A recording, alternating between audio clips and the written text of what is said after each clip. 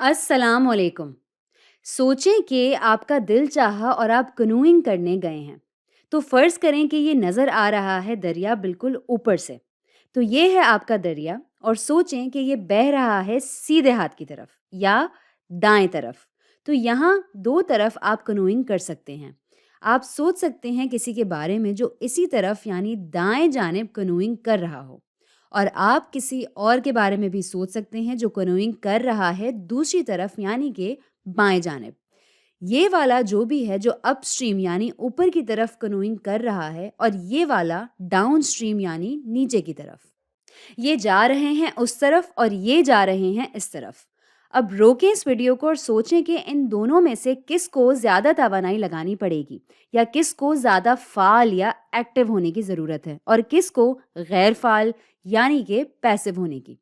वैसे ये कोई बहुत मुश्किल सवाल नहीं था। अगर आप बहाव के साथ चल रहे हैं ये वाले, इनको तो शायद चप्पू भी चलाने की ज़रूरत ना पड़े। ये आराम से सो सकते हैं और इनकी कश्ती चलती रहेगी।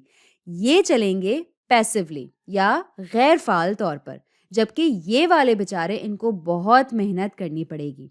इनको ज़रूरत से ज़्यादा तवानाई के साथ चप्पू चलाना पड़ेगा क्योंकि ये जा रहे हैं पानी के बहाव के मुखालिफ। तो इनको होना पड़ेगा एक्टिव यानी कि बहुत ज़्यादा फ़ाल। तो ये है एक ख़याल बायोलॉजी में जब भी बात होती है एक्टिव और पैसिव ट्रांसपोर्ट की। तो शुरू करते हैं आसान वाले से जो है पैसिव ट्रांसपोर्ट।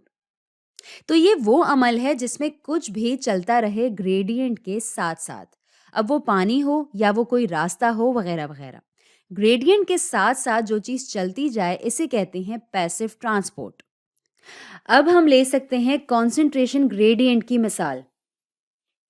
फर्ज करें कि मेरे पास एक तरह की ट्यूब है और ये भरी हुई है पानी से और ट्यूब के इस हिस्से में पानी में मौजूद हैं बहुत सारे यानी कि ज़्यादा कॉन्सेंट्रेशन में मॉलिक्यूल्स किसी भी चीज़ के, और ट्यूब के इस तरफ लो कॉन्सेंट्रेशन यानी कि कम तादाद है मॉलिक्यूल्स की।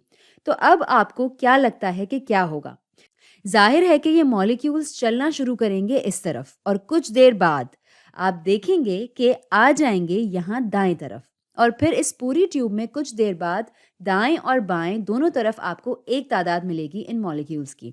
तो यहाँ पर ये जो हरकत है यानी कि मूवमेंट है इन मॉलिक्यूल्स की, ज़्यादा तादाद यानी हाई कॉन्सेंट्रेशन वाली जगह से लो कॉन्सेंट्रेशन यानी कि कम तादाद वाली जगह तक, इसे कहेंगे पैसिव ट्रांसपोर्ट। और ये है कॉन्सेंट्रेशन ग्रेडियंट जिसके साथ साथ हम चल रहे हैं। हम इलेक्ट्रिकल ग्रेडियंट की मिसाल भी ले सकते हैं। इसी तरह एक ट्यूब लेते हैं और इसमें भी सोचें कि पानी है। सोचें बाएं तरफ आपके पास मस्बत यानी कि पॉजिटिव पार्टिकल्स या मॉलिक्यूल्स हैं और दाएं तरफ आपके पास यहाँ मनफी यानी कि नेगेटिव पार्टिकल्स या मॉलिक्यूल्स। अब पॉजिटिव वाले एक दूसरे से दूर ही भागेंगे और यहाँ नेगेटिव वाले भी, मगर ये एक दूसरे को यानी नेगेटिव पॉजिटिव को करेगा मुतवज्जे। और जाहिर है ये चूंकि आपस में हरगिज एक दूसरे को पसंद नहीं करते, इसलिए यहाँ पॉजिटिव जाएगा नेगेटिव के पास और बिल्कुल उसी तरह नेगेटिव जाएंगे पॉजिटिव के पास। अब आप चाहे कॉन्सेंट्रेशन ग्रेडियंट की बात करें या इलेक्ट्रिकल ग्रेडियंट की, और कभी कभी आपके पास ये दोनों भी हो सकते हैं इलेक्ट्रोकेमिकल ग्रेडियंट के तौर पर। जब आप चल रहे हैं अपने ग्रेडियंट के साथ साथ और आपको किसी तवानाई की ज़रूरत ना पड़े, इसे कहते हैं पैसिव ट्रांसपोर्ट। तो तवानाई की कोई ज़रूरत नहीं है, ये खुद ब खुद नेचुरली होगा। अब इसके बरअक्स हमारे पास है एक्टिव ट्रांसपोर्ट, और ये होता है तब जब आप खिलाफ चलें ग्रेडियंट के। तो एक्टिव ट्रांसपोर्ट के हवाले से ही यहाँ इसको देखते हैं। तो इसमें यहाँ ये मॉलिक्यूल्स बजाय कि इस तरफ जाएं, ये जाएंगे उस तरफ यानी कि ग्रेडियंट के अगेंस्ट या मुखालिफ। और इस वाले में अगर देखें तो फ़र्ज़ करें कि आपके पास एक पॉजिटिव पार्टिकल है यहाँ, तो खुद ब खुद यहाँ जाने के बजाय आप इसे ले जाते हैं उस तरफ और करीब करते हैं दूसरे पॉजिटिव पार्टिकल से, और इसमें इस्तेमाल होगी तवानाई या एनर्जी।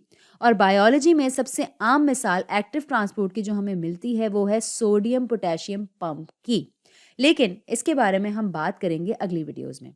अब फ़र्ज़ करें यहाँ ये चीज़ जो बन रही है सेल्यूलर मेम्ब्रेन, और ये खलाएँ जो हैं बीच में, इनकी भी एक वजह है। अब जो सेल्यूलर मेम्ब्रेन के बाहर पाए जाते हैं वो होते हैं पोटेशियम आयंस या पोटेशियम आयंस। لیکن اور بھی زیادہ ہوتے ہیں اندرونی طرف. تو یہ ہیں پوٹیشیم آئنز سیلز کے اندر. مجھے یہ یہاں اس کا سمبل لگانے دیں. یہ ہو گیا پوٹیشیم پازیٹیو. ٹھیک ہے. اور اندر کی طرف ہی کچھ سوڈیم آئنز بھی ہوتے ہیں، لیکن اندر سے زیادہ باہر کی طرف زیادہ ہیں یہ سوڈیم آئنز. اور ویسے بھی باہر کی طرف سیلز میں ہمیشہ زیادہ پازیٹیو آئنز پائے جاتے ہیں. اور اب شاید آپ سمجھ گئے ہوں گے کہ یہ سب کس طرف جا رہا ہے. اب سوچیں کہ یہاں ادھر اگر ایک راستہ نما کوئی چیز ہو اور یہ صرف اور صرف جانے دے پوٹیشیم کو. یہاں سے صرف اور صرف جاتا ہو پوٹیشیم. اب آپ کو کیا لگتا ہے کہ کیا ہوگا؟ یہاں ہوگی پیسیو ٹرانسپورٹ. یہاں موجود پازیٹیولی چارجڈ پوٹیشیم پارٹیکلز یہ چلیں گے کانسنٹریشن گریڈینٹ کے حساب سے. اب چونکہ اندرونی سطح پر موجود ہیں زیادہ پوٹیشیم پارٹیکلز تو یہ جائیں گے اس راستے سے ہوتے ہوئے اس طرف، کیونکہ اس طرف ان کی کانسنٹریشن کم ہے، یعنی کہ تعداد کم ہے. تو یہ جائیں گے زیادہ کانسنٹریشن والی جگہ سے کم کانسنٹریشن والی جگہ پر. تو یہ کہلائے گی کیا؟ Passive transport. اور اب آپ دیکھ سکیں گے کہ یہاں ایکٹیو ٹرانسپورٹ بھی ہو رہی ہے. یہاں موجود ہیں یہ سوڈیم پارٹیکلز سیل کے اندر والے حصے میں، اور اب یہ سوڈیم پارٹیکلز پمپ ہوں گے، یعنی باہر بھیجے جائیں گے سیل کے. یہ نہ کہ صرف مخالف جائیں گے کانسنٹریشن گریڈینٹ کے، بلکہ الیکٹریکل گریڈینٹ کے بھی. سیل کے باہر زیادہ پازیٹیو پارٹیکلز موجود ہیں بنسبت اندر کے. تو آپ سوچیں گے کہ پازیٹیو آئن ظاہر ہے کہ خود سے باہر جائے گا اب، اور باہر زیادہ سوڈیم بھی موجود ہے اندر کے مقابلے میں، لیکن پھر بھی سوڈیم پوٹیشیم پمپ بھیجے گا ان سوڈیم پارٹیکلز کو باہر. اور ایسا کرنے میں جیسا میں نے پہلے بتایا توانائی لگے گی، یعنی کہ انرجی لگے گی. تو ہم کبھی سوڈیم پوٹیشیم پمپ کو اس طرح دیکھتے ہیں. اس کی گہرائی میں ہم نہیں جائیں گے، لیکن صرف ایک جائزے کے طور پر دیکھتے ہیں. تو سوڈیم یہاں پر آ کر نصب ہوتے ہیں اور پھر آتے ہیں ATP، جو کہ مانے جاتے ہیں power house of a cell. وہ آتے ہیں یہاں اور یہ اپنی توانائی دیتے ہیں، تھوڑی سی ساخت بدلتے ہیں پروٹینز کی، جو بناتے ہیں سوڈیم پوٹیشیم پمپ کو، جو آگے پھینکتے ہیں ان تمام سوڈیم آئنز کو سیل سے باہر. تو یہ ہے ایک جائزہ، اور یہ ایسے استعمال کرتے ہیں توانائی، تاکہ سوڈیم کو اس طرح باہر نکالا جائے اور توانائی کا استعمال کیا جائے، دونوں کانسنٹریشن گریڈینٹ اور الیکٹریکل گریڈینٹ کے مخالف. اور اسی لیے یہ کہلاتی ہے ایکٹیو ٹرانسپورٹ.